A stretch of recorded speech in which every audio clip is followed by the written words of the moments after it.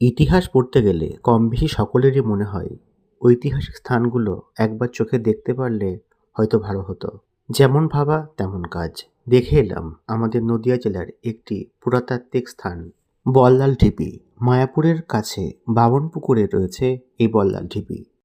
ভারতবর্ষের ইতিহাস ঘাঁটলে দেখা যায় ১২০৪ অথবা ১২০৫ খ্রিস্টাব্দের দিকে ইখতিয়ার উদ্দিন মোহাম্মদ বিন বখতিয়ার খুলজি বঙ্গদেশের নদিয়া দখল করলে শুরু হয় বাংলায় তুর্কি শাসন। এই তুর্কি বিজয় পর্বে বঙ্গদেশকে তখন শাসন করছিলেন সেন বংশের রাজা লক্ষণ সেন। আর এই লক্ষণ সেনের পূর্বপুরুষ হলেন রাজা বল্লাল সেন। এই বল্লাল সেন হলেন সেন বংশের দ্বিতীয় রাজা।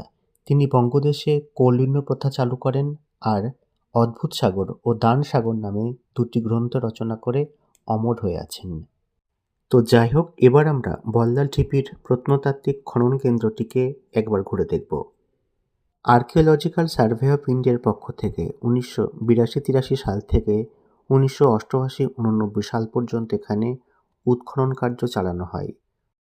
খ্রিস্টীয় অষ্টম-নবম শতাব্দীতে নির্মিত এই বিশাল প্রাসাদের ধ্বংসাবশেষ এবং বিভিন্ন প্রত্নতাত্ত্বিক সামগ্রী উৎখনন কার্যের ফলে বাইরে বেরিয়ে আসে।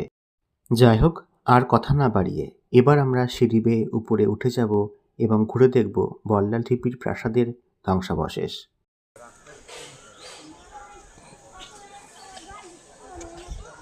এবার আর কথা নয়, শুধুই ঘুরে দেখার পালা।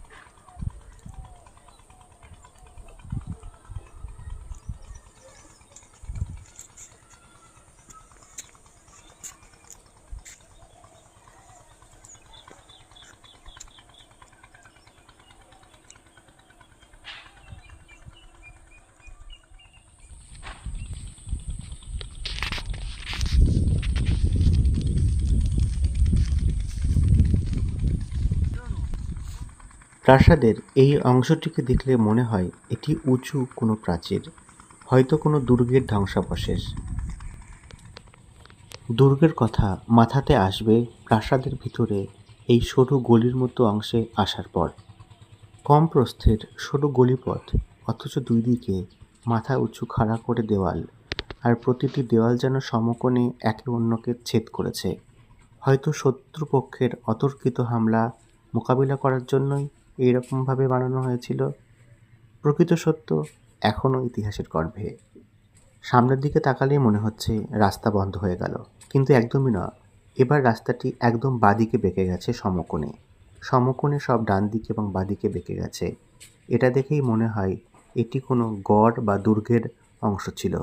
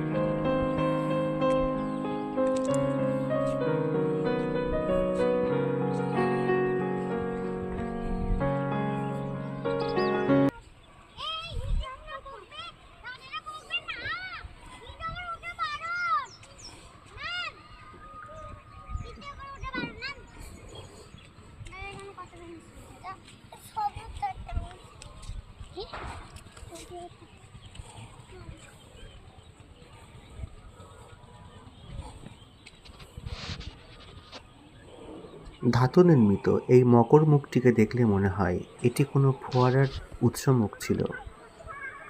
রাজপ্রাসাদে ফোয়ারা থাকার অবস্থান খুব একটা কষ্টকল্পনা নয়, সেই জন্য আমরা অনুমান এটা করে নিতেই পারি। ইটের দেওয়ালের এই অংশের ইটগুলোর আকৃতি এবং সজ্জা দেখলে চোখ আটকে যাবে।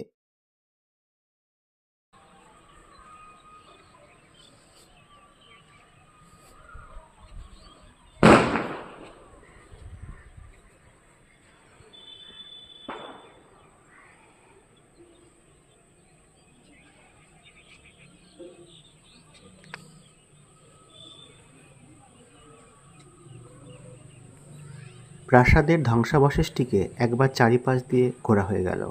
এবার আবার প্রথম যেখান থেকে শুরু করেছিলাম সেই অংশে, অর্থাৎ গলির পথে যাওয়ার মুখে দিকে এগিয়ে যাচ্ছি।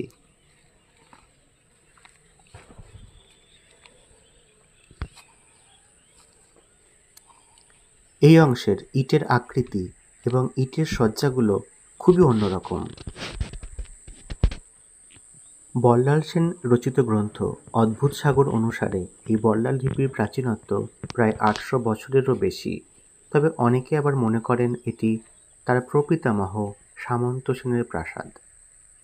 তবে মহামহোপাধ্যায় পণ্ডিত শ্রী হরপ্রসাদ শাস্ত্রী মহাশয় বলেছেন বল্লাল লিপি সামন্ত সেনের পৌত্র বিজয় সেনের প্রাসাদ, এটি বল্লাল সেনের প্রাসাদ নয়।